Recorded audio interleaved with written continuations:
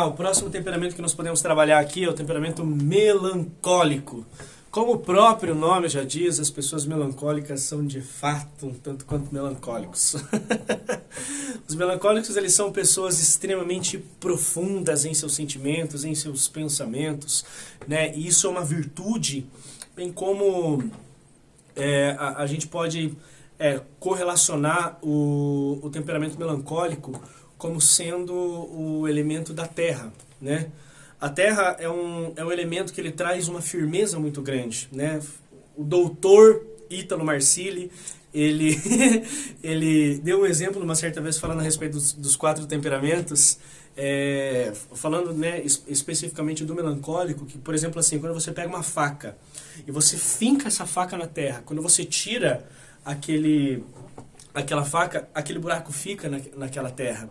Por quê? Porque a terra é um elemento de muita firmeza. A terra te dá a capacidade de você construir grandes edifícios sobre elas, porque ela tem a capacidade de uma profunda absorção. A terra é rica na sua constituição, vamos dizer assim. Assim também são os melancólicos. Os melancólicos são pessoas extremamente profundas em seus sentimentos, em seus pensamentos, né? Os melancólicos, eles diferentemente, por exemplo, de característica de sanguíneo, que são voláteis, que são às vezes muito rasos, os melancólicos não. Eles são extremamente profundos. Mas veja só, essa profundidade, ela pode trazer sérias consequências para o melancólico. Vamos lá. Quando você faz uma coisa para um sanguíneo, ele tende a rapidamente esquecer. O vento ele tende rapidamente a ir embora. A terra não. Quando você finca aquela faca na terra e você arranca aquela faca, aquela marca fica. Os melancólicos, eles têm uma certa tendência natural a serem pessoas que guardam remorso. Você fala uma coisa para um melancólico e às vezes ele não reage, às vezes ele não faz nada, mas ele vai guardando aquilo dentro de si. Ele vai guardando aquilo dentro de si. Você fala outra coisa, ele não reage, ele vai guardando aquilo dentro do seu coração. E de repente, sei lá, um certo tempo depois, você vai falar qualquer coisa nada a ver, o melancólico de repente, pá, explode com você e fala um monte de coisa e joga tudo aquilo pra fora, porque na verdade ele estava guardando aquilo já há muito tempo. O melancólico, ele tem essa característica de profundidade, ele tem essa característica também de firmeza. O melancólico é uma pessoa na sua naturalidade muito fiel. Se você conta um segredo para um sanguíneo, ele vai querer sair correndo para contar, vai fazer um esforço gigantesco para não contar para outras pessoas. O melancólico não. O melancólico, na sua natureza, ele vai pro túmulo, mas ele não conta aquilo que você pediu para ele não contar para ninguém, justamente por essa característica de firmeza, justamente por essa característica de profundidade. O melancólico, ele tem uma certa tendência natural, vamos dizer assim, as artes, por exemplo, né? Eu tenho muitos amigos que são do Ministério das Artes, que eles têm um temperamento melancólico e eles acabam expressando aquela profundidade dos sentimentos a partir das artes, a partir de um teatro, a partir de uma dança, né? Aquilo que você fala assim para um melancólico, às vezes que você fala para alguma pessoa assim de um outro temperamento, às vezes as pessoas relevam o melancólico, não. O melancólico traz aquilo para dentro e acaba trazendo uma profundidade, né, daquilo que ele ouve, daquilo que ele escuta, né? O melancólico, assim, assim como a terra, ela não tem assim uma capacidade, vamos dizer assim, de mobilidade, o melancólico também não. O melancólico, ele tem assim uma característica assim dessa certa rigidez, ele é um tanto quanto assim nas suas características inflexível, certo? Mas ao mesmo tempo, nessa inflexibilidade, quando bem canalizada, isso pode trazer firmeza, isso pode trazer consistência para se construir grandes coisas, né? Os melancólicos, eles são pessoas muito profundas, né? É uma característica muito marcante dos melancólicos. Eles são, em geral, assim, também muito detalhistas com as coisas. Por exemplo, você pega, sei lá, um artista, sei lá, imagina o Leonardo da Vinci, por exemplo. Quando ele foi, sei lá, eu não lembro de qual das suas artes, né? Eu escutei uma vez uma história que eu não sei de qual das artes, assim, que quando falaram assim que era ele que ia pintar, eu não sei se é da Santa Ceia. Foi ele que fez a Santa Ceia, não foi? Então, quando ele foi fazer, acho que é da Santa Ceia. Quando ele foi o artista designado para fazer a obra da Santa Ceia, eles falaram assim, não, o Leonardo da Vinci não. Eles perguntaram, mas por quê? Ah, porque ele é muito demorado, ele vai demorar demais para fazer essa arte. E assim ele fez. Uma certa vez, ele estava lá pintando, né, e todo mundo lá fazendo, na onde ele pintava, né, tava todo mundo lá participando daquele dia. E ele chegou lá, ele foi lá e fez a sobrancelha do Judas. Sei lá se é do Judas, mas ele fez a sobrancelha de um deles e foi embora e ficou lá, né, um tempão. Os melancólicos, né, eu tenho um grande amigo meu, ele tem característica de temperamento melancólico, ele é compositor. E às vezes as coisas que acontecem na vida dele, né, os acontecimentos assim do dia a dia, acabam atingindo ele numa tal profundidade que dessa profundidade muitas vezes saíram grandes composições, saíram músicas, né, de letras assim maravilhosas. Então os melancólicos, eles têm essa característica de profundidade, eles têm essa característica de firmeza.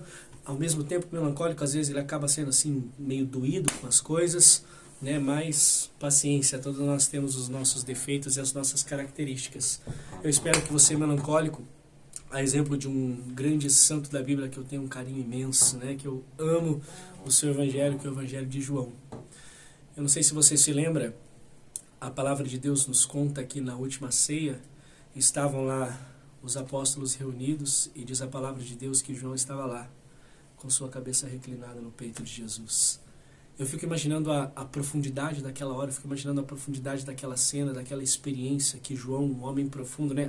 Aquele que é o discípulo amado, eu não sei se você já parou para pensar, ele mesmo diz isso daí, né? O próprio evangelista João que fala que ele era o discípulo amado, né? Nas suas características de profundidade, de amor, enquanto estava todo mundo preocupado, quem que vai trair Jesus, enquanto estava todo mundo preocupado de o que ia ser deles, né? Depois da paixão de nosso Senhor Jesus Cristo, João, na sua profundidade, estava com a cabeça reclinada no seu peito. Enquanto todos os outros apóstolos, eles fugiram na hora da paixão de nosso Senhor Jesus Cristo, diz a palavra que João estava lá, aos pés da cruz de nosso Senhor, na sua profundidade, na sua firmeza, na sua consistência, estava lá João. Espero que você trilhe o mesmo caminho, melancólico. Espero que você trilhe o mesmo caminho de colocar a sua cabeça no peito de Jesus e com ele ficar pro resto dos teus dias. Beijo no coração, melancólicos. É nóis. Quarto e último temperamento que nós vamos trabalhar aqui nessa formação, que é o temperamento dos fleumáticos, né? O temperamento do fleumático é um temperamento um tanto quanto engraçado. Tipo assim, ó, vamos lá. O fleumático é aquela pessoa assim, eu não sei se você conhece alguém assim. Cara, o mundo tá caindo na cabeça do fleumático, ele tá lá com aquela cara de paisagem. E de repente aconteceu, tipo, o fleumático ganhou na Mega Sena e o fleumático tá lá, com aquela cara de paisagem. E de repente, sei lá, a mãe e o pai do fleumático morreram e ele tá lá, com aquela cara de paisagem. E de repente contaram uma piada extremamente engraçada e o fleumático tá lá, com aquela cara de paisagem. Não sei se você conhece alguém que é assim, né? Mas alguém assim que às vezes não expressa os sentimentos. É claro que interiormente, porque o fleumático ele tem essa característica, né? Ele tem essa característica assim das vivências das suas experiências interiormente, né? Diferentemente de outros temperamentos, por exemplo, como o colérico. Se você vê um colérico bravo, mano, você vai ver ele bravo, você vai saber que ele tá bravo, você vai saber que ele tá daquele jeito. O fleumático não, cara, você vai olhar na cara dele, ele vai estar sempre com aquela mesma cara, né? O fleumático assim com aquelas características assim, né, de pessoas diplomáticas, são pessoas assim agradáveis de você ter por perto. O fleumático, ele, nos 4 elementos, o fleumático ele é caracterizado, né, a gente pode fazer uma correlação do fleumático com a água. Se, por exemplo, assim, ó, você pega uma água, né, um copo de água, por exemplo, e você despeja num chão, ou você despeja num lugar, você imagina, por exemplo, um córrego assim, né, se desenvolvendo e saindo lá por onde tem que ir, né? A água daquele córrego, ela vai se instalando por onde ela passa. E ela vai se instalando por onde ela passa. Só que ela tende a parar. Imagina aqui comigo uma água que vai caindo, até, por exemplo, cair assim numa represa. Ela tem essa tendência, assim, de se instalar e parar. O fleumático é assim também. O fleumático ele tem essa característica assim de uma certa forma de se acomodar. Os fleumáticos na sua natureza, eles têm essa tendência a se acomodarem às situações da sua vida, né? O fleumático é aquele cara assim que gosta da rotina, aquele cara que gosta de fazer as coisas todo dia igualzinho. Então, por exemplo, você marca um compromisso com o sanguíneo 9 horas, 9h30 o cara tá chegando lá, e aí galera, como é que vocês estão? O fleumático não. O fleumático você marca 9 horas com ele, ele é um cara como gosta de rotina, todo dia 9 horas, ele tá lá prontinho, daquele jeito.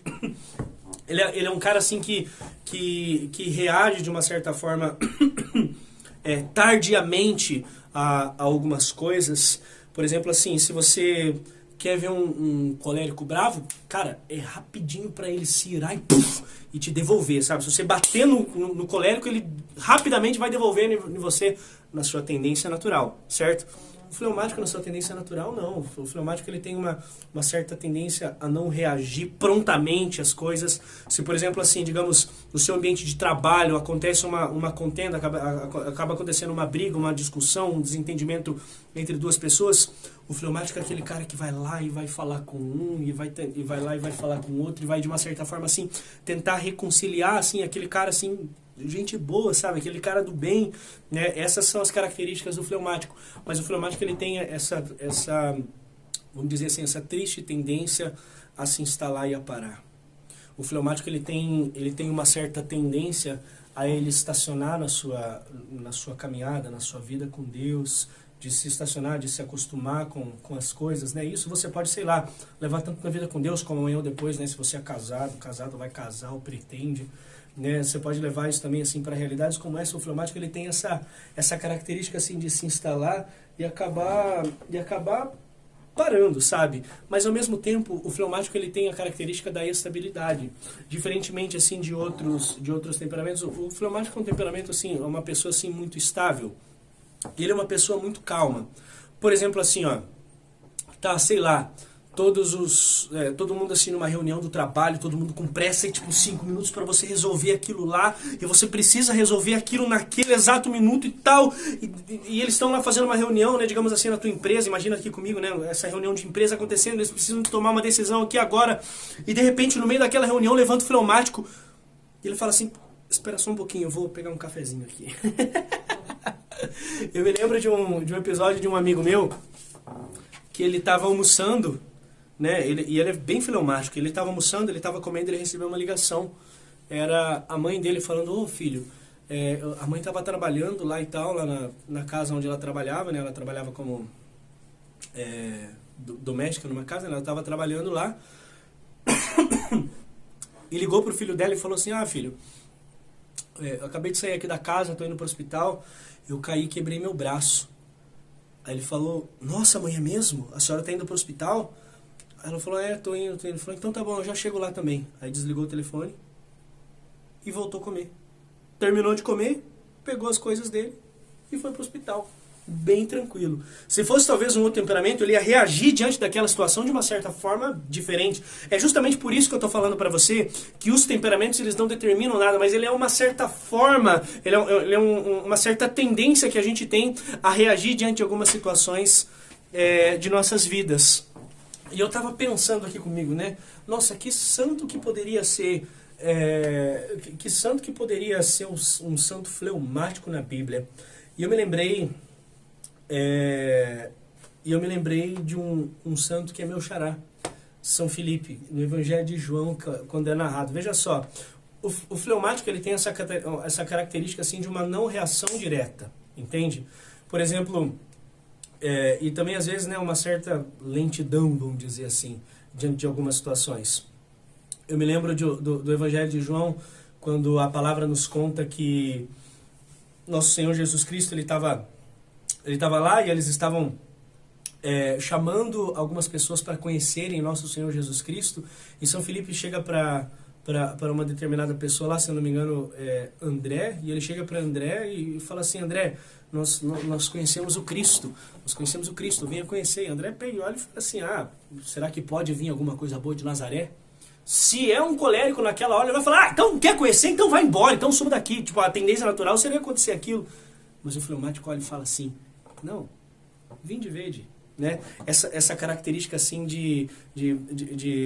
da água mesmo, assim, né? De se instalar e de ao mesmo tempo parar, né? Eu me lembro de uma passagem também ainda do Evangelho de João, que está lá nosso Senhor Jesus Cristo falando a respeito, né, da vinda do Espírito Santo. Ele está falando a respeito da sua comunhão com o Pai e tal, e de repente no meio daquilo lá, São Filipe fala: ah, Jesus, mostra-nos o Pai. E Jesus fala: Filipe, eu estou aqui faz tanto tempo com vocês, eu estou aqui faz 300 mil anos com vocês, e você ainda vem falar para mim, mostra-nos o Pai. Mas você é lento, filho, entendeu? Tipo, é mais ou menos isso a característica assim do fleumático, né? Essa característica, às vezes, assim, é quase que uma lentidão. E existem outros, por exemplo, o padre Paulo Ricardo, ele dá um curso a respeito dos temperamentos, e ele ensina que, por exemplo, São Tomás de Aquino, né, que foi o autor da Suma Teológica, ele era do temperamento dos fleumáticos. E eu fico pensando, né, uma tendência natural de um homem,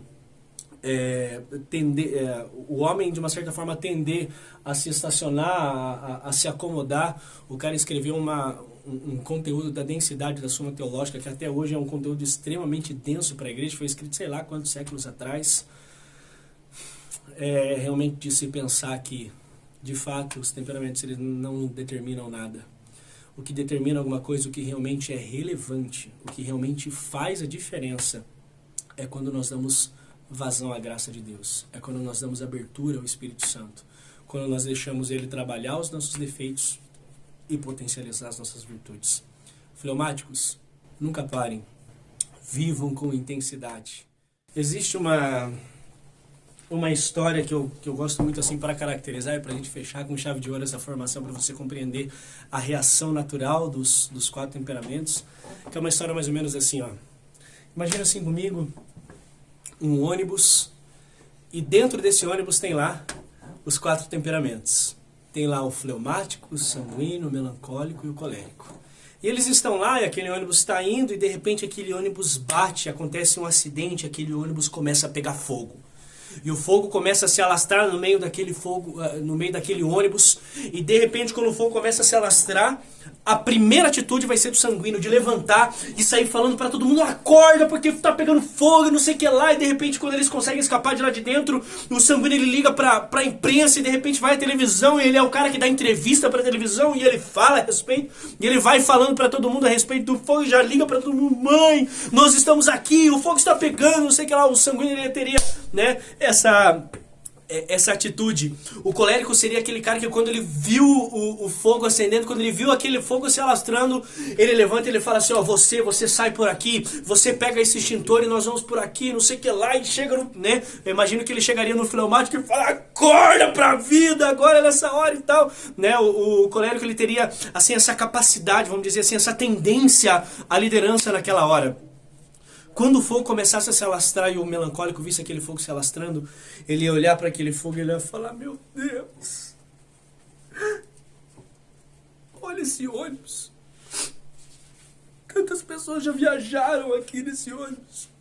Quantas pessoas dependem do emprego, sabe? Tantas famílias. E ele vai, né, se aprofundar na razão, naquilo que está por trás, que outros temperamentos talvez não enxergariam, mas o melancólico, na sua profundidade, ele tem essa capacidade de enxergar e ver aquilo que outros temperamentos talvez não veriam.